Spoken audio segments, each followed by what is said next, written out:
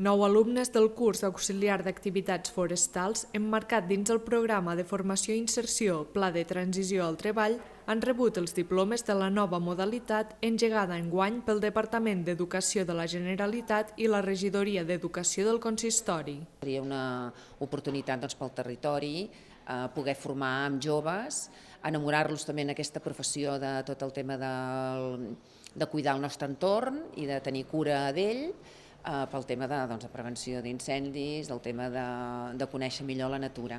Tenen accés a un cicle de grau mitjà sense haver de tenir el títol de l'ESO i per tant això també obre moltes portes a aquests nanos que el sistema a vegades no acaben d'encaixar-hi, però que tenen moltes possibilitats i aquí ens ho han demostrat. El nou perfil professional va engegar el curs amb 14 alumnes i tot i que la valoració n'és positiva per ser un perfil necessari al territori, no a tots els participants els ha motivat. Ens trobem amb alumnes que no els motiva, però intentem que acabin fent el curs perquè puguin continuar la seva formació amb un cicle formatiu de grau mig.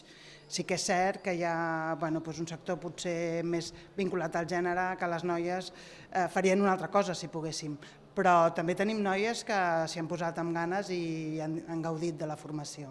Jo aquesta formació l'he fet per poder continuar estudiant, però a mi no m'agrada el món així de forestal, m'agrada més altres coses, com per exemple algo per estar amb la gent, saps?